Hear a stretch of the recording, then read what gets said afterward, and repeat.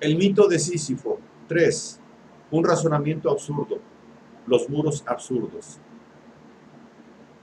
Como las grandes obras, los sentimientos profundos declaran siempre más de lo que dicen conscientemente. La constancia de un movimiento o de una repulsión en un alma se vuelve a encontrar en los hábitos de hacer o de pensar y tiene consecuencias que el alma misma ignora. Los grandes sentimientos pasean consigo su universo, espléndido o miserable. Iluminan con su pasión un mundo exclusivo en el que vuelven a encontrar su clima. Hay un universo de la envidia, de la ambición, del egoísmo o de la generosidad. Un universo, es decir, una metafísica y una actitud espiritual. Lo que es cierto de los sentimientos ya especializados, lo será todavía más de las emociones tan indeterminadas en su base, a la vez tan confusas y tan ciertas, tan lejanas y tan presentes como pueden ser las que nos produce lo bello o suscita lo absurdo. La sensación de absurdo a la vuelta de cualquier esquina puede sentirla cualquier hombre. Como tal, en su desnudez desoladora, en su luz sin brillo, es inasible. Pero esta dificultad merece una reflexión. Es probablemente cierto que un hombre nos sea desconocido para siempre y que haya siempre en él algo irreductible que nos escape. Pero prácticamente conozco a los hombres y los reconozco por su conducta, por el conjunto de sus actos, por las consecuencias que su paso suscita en la vida. Del mismo modo, puedo definir prácticamente, apreciar prácticamente todos esos sentimientos irracionales que no podría captar el análisis. Puedo reunir la suma de sus consecuencias en el orden de la inteligencia, aprender y anotar todos sus aspectos, recordar su universo. Es cierto que en apariencia no conoceré mejor a un actor personalmente por haberlo visto 100 veces. Sin embargo, si sumo los héroes que ha encarnado y si digo que le conozco un poco más al tener en cuenta el 100º personaje, se tendrá la sensación de que hay en ello una parte de verdad. Pues esta paradoja aparente es también un apólogo, tiene una moraleja, enseña que un hombre se define tanto por sus comedias como por sus impulsos sinceros. Existe en ello un tono más bajo de los sentimientos, inaccesibles en el corazón, pero que revelan parcialmente los actos que animan y las actitudes espirituales que suponen. Puede advertirse que así defino un método, pero se advierte también que este método es de análisis y no de conocimiento, pues los métodos implican metafísicas, revelan sin saberlo conclusiones que a veces pretenden no conocer todavía. Así, las últimas páginas de un libro están ya en las primeras. Este nudo es inevitable. El método aquí definido confiesa la sensación de que todo verdadero conocimiento es imposible. Solo pueden enumerarse las consecuencias y solo el clima puede hacerse sentir. Quizá podamos alcanzar el inaprensible sentimiento de lo absurdo en los mundos diferentes, pero fraternos de la inteligencia, el arte de vivir o del arte simplemente. El universo del absurdo está al comienzo. El final es el universo absurdo y la actitud espiritual que ilumina el mundo con una luz que le es propia, con el fin de hacer resplandecer ese rostro privilegiado e implacable que ella sabe reconocerle. Todas las grandes acciones y todos los grandes pensamientos tienen un comienzo irrisorio. Las grandes obras nacen con frecuencia a la vuelta de una esquina o en la puerta giratoria de un restaurante. Lo mismo sucede con la absurdidad. El mundo absurdo, más que cualquier otro, extrae su nobleza de ese nacimiento miserable. En ciertas situaciones, responder nada a una pregunta sobre la naturaleza de sus pensamientos puede ser una finta en un hombre.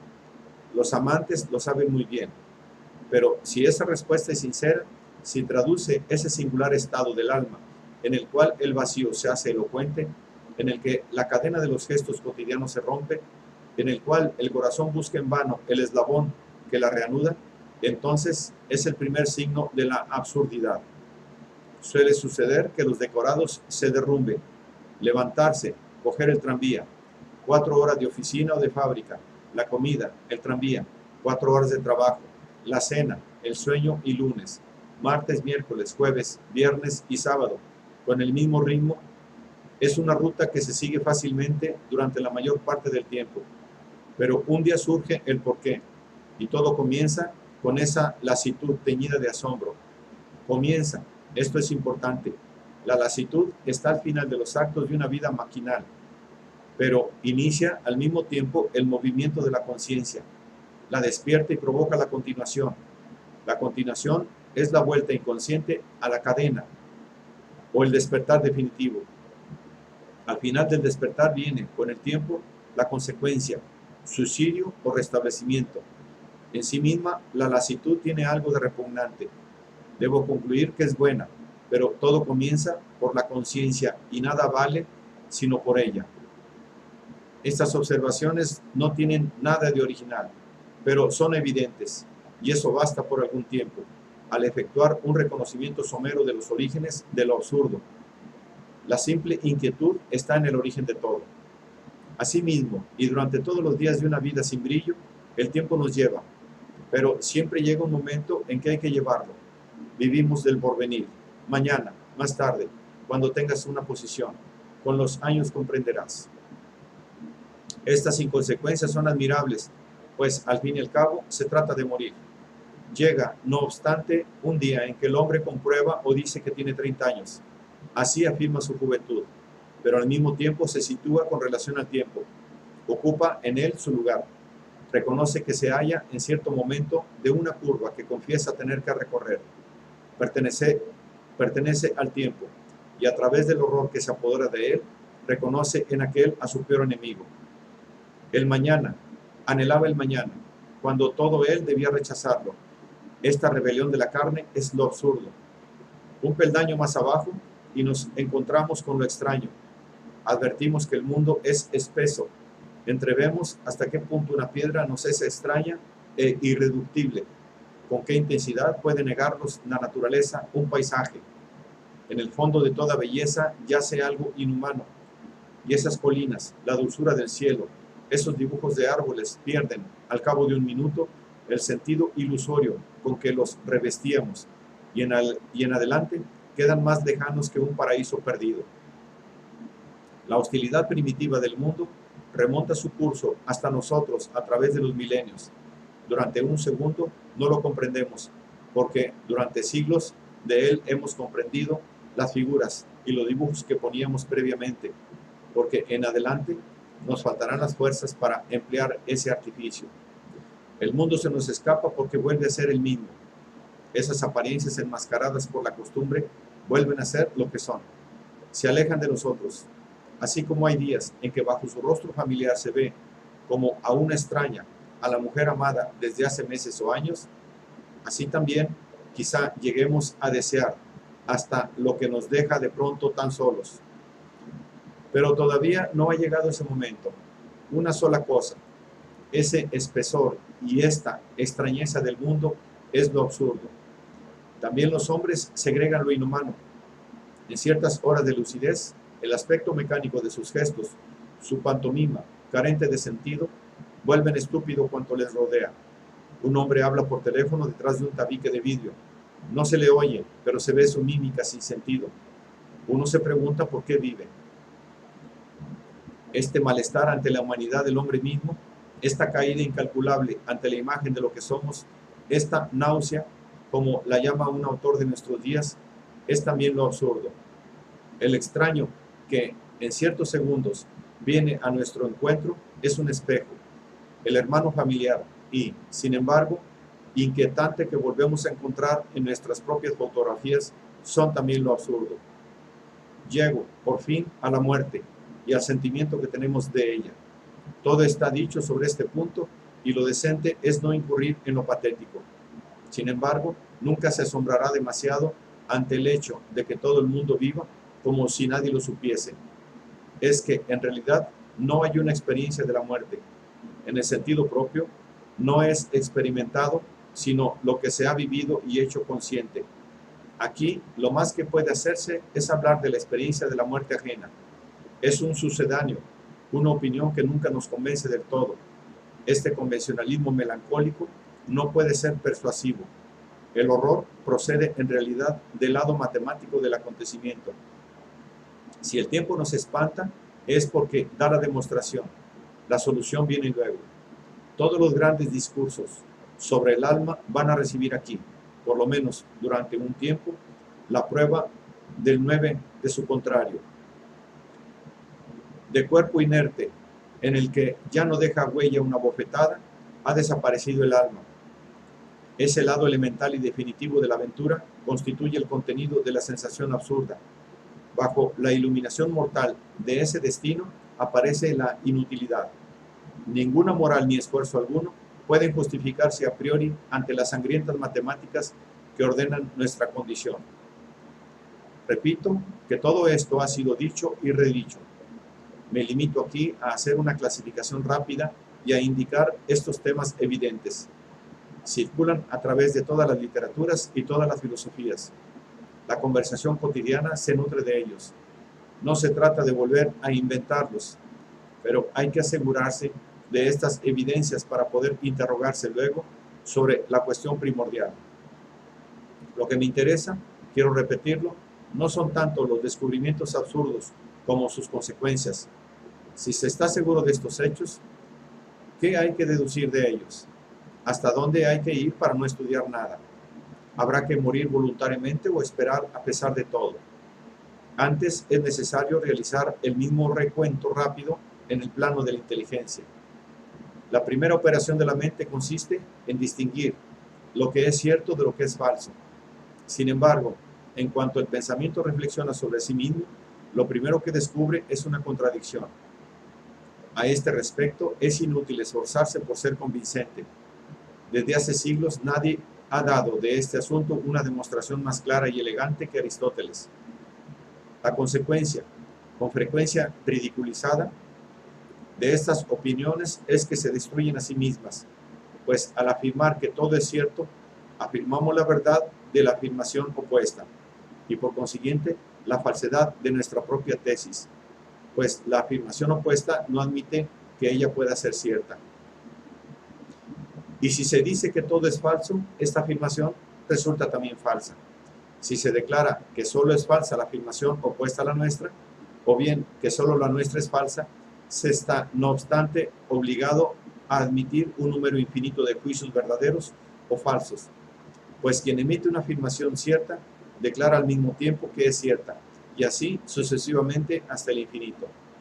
Este círculo vicioso no es sino el primero de una serie en la cual la mente que se inclina sobre sí misma se pierde en un remolino vertiginoso. La simplicidad misma de estas paradojas hace que sean irreductibles. Cualesquiera que sean los juegos de palabras y las acrobacias de la lógica, comprender es, ante todo, unificar. El deseo profundo del espíritu mismo, en sus operaciones más evolucionadas, se une al sentimiento inconsciente del hombre ante su universo. Es exigencia de familiaridad, apetito de claridad. Para un hombre, comprender el mundo es reducirlo a lo humano, marcarlo con su sello. El universo del gato no es el universo del oso hormiguero. La perogrullada, todo pensamiento es antropomórfico, no tiene otro sentido. Del mismo modo, el espíritu que trata de comprender la realidad no puede considerarse satisfecho, salvo si la reduce a términos del pensamiento. Si el hombre reconociese que también el universo puede amar y sufrir, se reconciliaría.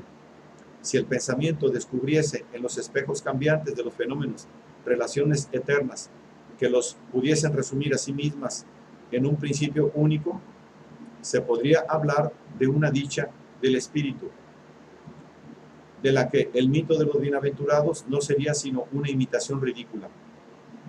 Esta nostalgia de unidad, este apetito de absoluto ilustra el movimiento esencial del drama humano. Pero que esta nostalgia sea un hecho no implica que debe ser satisfecha inmediatamente. Pues sí, salvando el abismo que separa el deseo de la conquista, afirmamos con Parménides la realidad del uno, cualquiera que sea.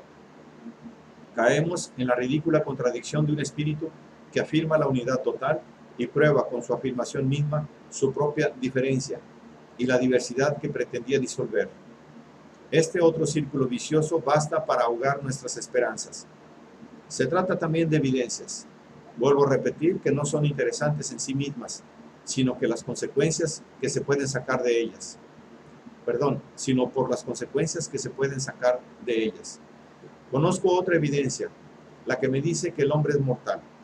Pueden contarse, no obstante, las personas que han sacado de ellas las conclusiones extremas. En este ensayo hay que considerar como una perpetua referencia el desnivel constante entre lo que nos imaginamos saber y lo que sabemos realmente. El sentimiento práctico y la ignorancia simulada hace que vivamos con ideas que, si las pusiéramos a prueba verdaderamente, deberían trastornar toda nuestra vida. Ante esta contradicción inextricable del espíritu, captaremos plenamente el divorcio que nos separa de nuestras propias creaciones. Mientras el espíritu calla en el mundo inmóvil de sus esperanzas, todo se refleja y se ordena en la unidad de su nostalgia. Pero apenas hace su primer movimiento, ese mundo se agrieta y se derrumba. Una infinidad de trozos que lo reflejan se ofrecen al conocimiento. Hay que desesperar de que podamos reconstruir alguna vez la superficie familiar y tranquila que nos daría la paz del corazón. Después de tantos siglos de investigaciones y de tantas abdicaciones de los pensadores, sabemos que esto es cierto para todo nuestro conocimiento. Con excepción de los racionalistas declarados, todos desesperan actualmente del verdadero conocimiento. Si hubiera que escribir la única historia significativa del pensamiento humano, habría que hacer la de sus arrepentidos sucesivos y la de sus impotencias. ¿De quién y de qué puedo decir? En efecto, lo conozco. Puedo sentir mi corazón y juzgar que existe. Puedo tocar este mundo y juzgar también que existe. Allí termina toda mi ciencia y lo demás es construcción. Pues si trato de captar ese yo del cual me aseguro, si trato de definirlo y resumirlo, ya no es sino agua que corre entre mis dedos. Puedo dibujar uno a uno todos los rostros que toma, así como todos los que se han dado, así como todos los que se le han dado. Esta educación, este origen, este ardor o estos silencios, esta grandeza o esta bajeza. Pero no se suman los rostros. Este mismo corazón mío me resultará siempre indefinible. Entre la certidumbre que tengo de mi existencia y el contenido que trato de dar a esta seguridad, hay un foso que nunca será colmado. Seré siempre extraño a mí mismo. En psicología, como en lógica, hay verdades, pero no verdad. El conócete a ti mismo de Sócrates vale tanto como el sé virtuoso de nuestros confesionarios. Revelan una nostalgia al mismo tiempo que una ignorancia. Son juegos estériles sobre grandes temas. No son legítimos sino en la medida exacta en que son aproximativos. He aquí también unos árboles cuya aspereza conozco y un agua que saboreo.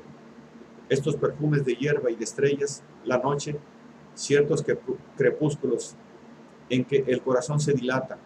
¿Cómo negaría yo este mundo cuya potencia y cuyas fuerzas experimento? Sin embargo, toda la ciencia de esta tierra no me dará nada que pueda asegurarme que este mundo es mío. Me lo describís y me enseñáis a clasificarlo. Me enumeráis sus leyes y en mi sed de saber consiento en que sean ciertas. Desmontáis su mecanismo y mi esperanza aumenta. En último término, me enseñáis que este universo prestigioso y abigarrado se reduce al átomo y que el átomo mismo se reduce al electrón. Todo está muy bien y espero que continuéis, pero me habláis de un invisible sistema planetario en el que los electrones gravitan alrededor de un núcleo. Me explicáis este mundo con una imagen. Reconozco entonces que habéis ido a parar a la poesía. No conoceré nunca. ¿Tengo tiempo para indignarme por ello? Ya habéis cambiado la teoría. Así, esta ciencia que debía enseñármelo todo, termina en la hipótesis. Esta lucidez naufraga en la metáfora. Esta incertidumbre se resuelve en obra de arte. ¿Qué necesidad tenía yo de tantos esfuerzos? Las líneas suaves de esas colinas y la mano del crepúsculo sobre este corazón agitado me enseñan mucho más. He vuelto a mi comienzo. Comprendo que si bien puedo, por medio de la ciencia, captar los fenómenos y enumerarlos, no puedo aprender el mundo. Cuando haya seguido con el dedo todo, perdón, cuando haya seguido con el dedo todo su relieve, no sabré más que ahora. Y vosotros me dais a elegir entre una descripción que es cierta, pero que no me enseña nada, y unas hipótesis que pretenden enseñarme, pero que no son ciertas. Extraño a mí mismo y a este mundo, armado únicamente con un pensamiento que se niega a sí mismo en cuanto afirma: ¿qué condición es esta en la que no puedo conseguir la paz, sino negándome a saber y a vivir? En la que el deseo de conquista choca con muchos que desafían sus asaltos. Querer es suscitar las paradojas. Todo está ordenado para que nazca esa paz emponzoñada que dan la indiferencia, el sueño del corazón o los renunciamientos mortales. También la inteligencia me dice, por lo tanto, a su manera, que este mundo es absurdo, es inútil, que su contraria, la razón ciega, pretenda que todo está claro. Yo esperaba pruebas y deseaba que tuviese razón. Mas a pesar de tantos siglos presuntuosos y por encima de tantos hombres elocuentes y persuasivos, sé que esto es falso. En este plano, por lo menos, no hay felicidad si no puedo saber. Esta razón universal, práctica o moral, este determinismo, estas categorías que explican todo, son como para hacer reír al hombre honrado. Nada tienen que ver con el espíritu. Niegan su verdad profunda, que está encadenado. En este universo indescifrable y limitado, en este universo indescifrable y limitado, adquiere en adelante un sentido el destino del hombre. Una multitud de elementos irracionales se ha alzado y lo rodea hasta su fin último. En su clarividencia recobrada y ahora concertada, se aclara y se precisa el sentimiento de lo absurdo. Yo decía que el mundo es absurdo y me adelantaba demasiado. Todo lo que se puede decir es que este mundo en sí mismo no es razonable, pero lo que resulta absurdo es la confrontación de ese irracional y ese deseo desenfrenado de claridad, cuyo llamamiento resuena en lo más profundo del hombre. Lo absurdo depende tanto del hombre como del mundo. Es, por el momento, su único lazo. Une el uno al otro, como solo el odio puede unir a los seres. Eso es todo lo que puedo discernir claramente en este universo sin medida, donde tiene lugar mi aventura. Detengámonos aquí. Si tengo por cierto este absurdo que rige mis relaciones con la vida, si me empapo de este sentimiento que me embarga ante los espectáculos del mundo, de esta clarividencia que me impone la búsqueda de una ciencia, debo sacrificar todo a estas certidumbres y debo mirarlas de frente para poder mantenerlas. Sobre todo, debo ajustar a ellas mi conducta y seguirlas en todas sus consecuencias. Hablo aquí de honradez, pero quiero saber antes si el pensamiento puede vivir en estos desiertos. Ya sé que el pensamiento ha entrado por lo menos en esos desiertos, ha encontrado en ellos su pan, ha comprendido en ellos que hasta ahora se alimentaba con fantasmas, ha dado pretexto a algunos de los temas más apremiantes de la reflexión humana. Desde el momento en que se le reconoce, el absurdo se convierte en una pasión, en la más desgarradora de todas. Pero toda la cuestión consiste en saber si uno puede vivir con sus pasiones, en saber si se puede aceptar su ley profunda, que es la ley, que es la de quemar el corazón, que al mismo tiempo exalta. No es, sin embargo, la cuestión que vamos a plantear ahora. Está en el centro de esta experiencia y ya tendremos tiempo de volver a ella. Examinemos más bien los temas y los impulsos nacidos del desierto. Bastará con enumerarlos. A estos también los conocen todos en la actualidad. Siempre ha habido hombres que han defendido los derechos de lo irracional. La tradición de lo que se puede llamar el pensamiento humillado nunca ha dejado de estar viva. Se ha hecho tantas veces la crítica del racionalismo que parece innecesario volver a hacerla. Sin embargo, nuestra época ve el renacimiento de estos sistemas paradójicos que se ingenian para hacer que tropiece la razón, como si verdaderamente ésta hubiese andado siempre con paso seguro. Pero esto no es tanto una prueba de la eficacia de la razón como de la vivacidad de sus esperanzas. En el plano de la historia, esta constancia de dos actitudes ilustra la pasión esencial del hombre, desgarrado entre su tendencia hacia la unidad y la visión clara que puede tener de los muros que lo encierran. Pero quizá nunca haya sido más vivo que en nuestro tiempo el ataque contra la razón, desde el gran grito de Zaratustra. Por casualidad, ¿es la nobleza más vieja del mundo? Yo se la he devuelto a todas las cosas cuando he dicho que por encima de ellas ninguna voluntad eterna quería, desde la enfermedad mortal de Kierkegaard, este mal que conduce a la muerte sin nada después de ella. Se han sucedido los temas significativos y torturantes del pensamiento absurdo, o por lo menos, y este matiz es capital, los del pensamiento irracional y religioso.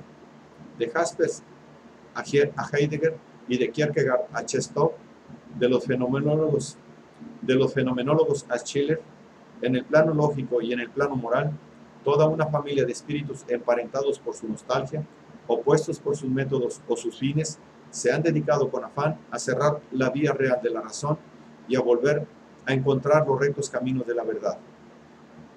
Doy por supuesto aquí que esos pensamientos son conocidos y vividos. Cualesquiera que sean o que hayan sido sus ambiciones, todos han partido de este universo indecible en el que reinan la contradicción, la antinomia, la angustia o la impotencia. Y justamente los temas que hemos venido indicando es lo que tienen en común. También con respecto a ellos, es necesario decir que lo que importa sobre todo son las conclusiones que hayan podido sacar de esos descubrimientos. Importa tanto que habrá que examinarlos por separado, pero por el momento se trata solamente de sus descubrimientos y sus experiencias iniciales. Se trata únicamente de comprobar su concordancia.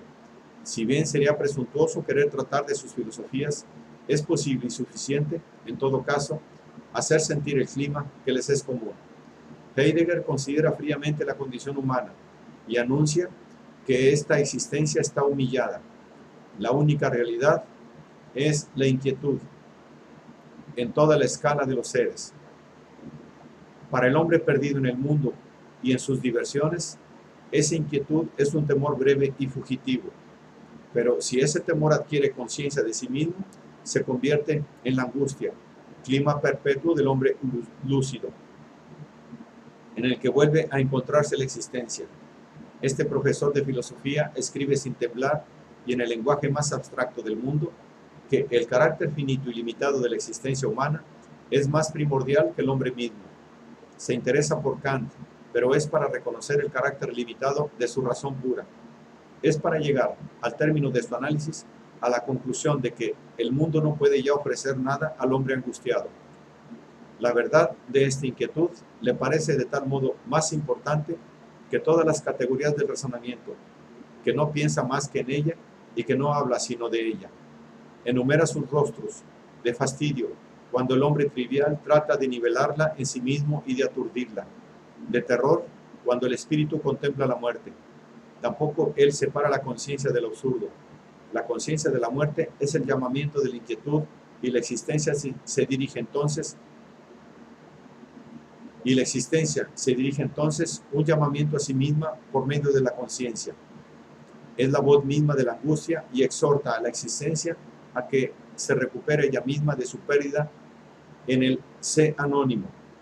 También él opina que no hay que dormir y que es necesario velar hasta la consumación. Se mantiene en este mundo absurdo y señala su carácter perecedero. Busca su camino en medio de estos escombros. Jaspers desespera de toda ontología porque pretende que hemos perdido la ingenuidad. Sabe que no podemos llegar a nada que trascienda el juego mortal de las apariencias. Sabe que el final del espíritu es el fracaso. Se demora en las aventuras espirituales que nos ofrece la historia y descubre implacablemente el fallo de cada sistema, la ilusión que lo ha salvado todo, la predicación que no ha ocultado nada. En este mundo devastado, donde está demostrada la imposibilidad de conocer, donde la nada parece la única realidad y la desesperación sin recurso la única actitud, trata de encontrar el hilo de Ariadna que lleva a los secretos divinos. Chestov, por su parte, a lo largo de una obra de admirable monotonía, orientado sin cesar hacia las mismas verdades, demuestra sin descanso que el sistema más cerrado, el racionalismo más universal, termina siempre chocando con lo irracional del pensamiento humano. No se le escapa ninguna de las evidencias irónicas de las contradicciones irrisorias que menosprecian la razón. Una sola cosa le interesa y es la excepción, bien sea de la historia del corazón o del espíritu, a través de las experiencias de Dostoyevsky, del condenado a muerte, de las aventuras exasperadas del espíritu de Nietzsche, de las imprecaciones de Hamlet o de la amarga aristocracia de un Ibsen, descubre, aclara y magnifica la rebelión humana contra lo irremediable. Niega sus razones a la razón y no comienza a dirigir sus pasos con alguna decisión, sino en el centro de ese desierto sin colores en el que todas las certidumbres se han convertido en piedras.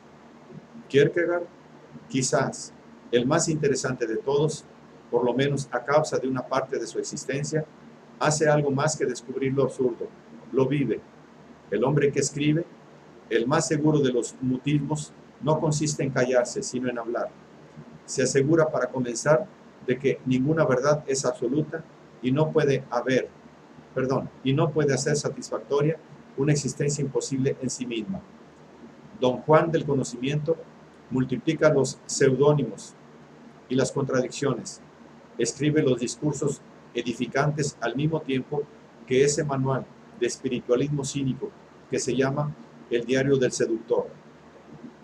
Rechaza los consuelos, la moral, los principios tranquilizadores, no procura calmar el dolor de la espina que siente en el corazón, lo excita, por el contrario, y con la alegría desesperada de un crucificado contento de serlo, construye pieza a pieza, con lucidez, negación y comedia, una categoría de lo demoníaco. Este rostro a la vez tierno e irónico, estas piruetas seguidas de un grito que sale del fondo del alma, son el espíritu absurdo mismo en lucha con una realidad que lo supera. Y la aventura espiritual que lleva a Kierkegaard a sus queridos escándalos comienza también en el caos de una experiencia privada de sus decorados y vuelta a su incoherencia primera. En un plano muy distinto del método, con sus exageraciones mismas, Husserl y los fenomenólogos restituyen al mundo su diversidad y niegan el poder trascendente de la razón. El universo espiritual se enriquece con ellos de una manera incalculable. El pétalo de rosa, el mojón kilométrico o la mano humana tienen tanta importancia como el amor, el deseo o las leyes de la gravitación. Pensar no es ya unificar, hacer familiar la apariencia bajo el rostro de un gran principio. Pensar es aprender de nuevo a ver, a estar atento, es dirigir la propia conciencia, hacer de cada idea y de cada imagen, a la manera de Proust, un lugar privilegiado. Paradójicamente, todo está privilegiado. Lo que justifica el pensamiento es su extremada conciencia. Aunque sea más positivo que los de Kierkegaard o Chestov, el sistema husserliano en su origen niega, sin embargo, el método clásico de la razón, decepciona a la esperanza, abre a la intuición y al corazón toda una proliferación de fenómenos cuya riqueza tiene algo de inhumano. Estos caminos llevan a todas las ciencias o a ninguna, es decir, que el medio tiene aquí más importancia que el fin. Se trata solamente de una actitud para conocer y no de un consuelo. Una vez más, por lo menos en el origen, ¿cómo no advertir el parentesco profundo de sus pensadores? ¿Cómo no ver que se reagrupan alrededor de un lugar privilegiado y amargo, donde la esperanza ya no tiene cabida? Quiero que me sea explicado todo o nada, y la razón es impotente ante ese grito del corazón. El espíritu desesperado por esta exigencia busca y no encuentra sino contradicciones y desatinos. Lo que ya no comprendo carece de razón. El mundo está lleno de estas irracionalidades. El mundo mismo, cuya significación única no comprendo, no es sino una inmensa irracionalidad. Si se pudiera decir una sola vez, esto está claro, todo se salvaría. Pero estos hombres proclaman a porfía que nada está claro y que todo es caos, que el hombre conserva solamente su clarividencia y el conocimiento preciso de los muros que lo rodean. Todas estas experiencias concuerdan y se recortan.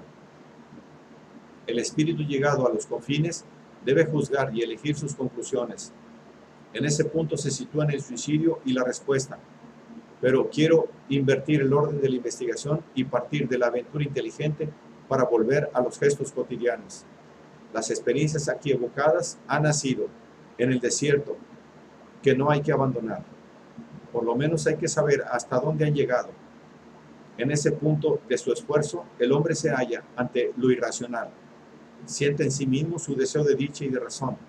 Lo absurdo nace de esta confrontación entre el llamamiento humano y el silencio irrazonable del mundo. Esto es lo que no hay que olvidar. A esto es a lo que hay que aferrarse, puesto que toda la consecuencia de una vida puede nacer de ello. Lo irracional, la nostalgia humana y lo absurdo que surge de su enfrentamiento son los tres personajes del drama que debe terminar necesariamente con toda la lógica de que es capaz una existencia.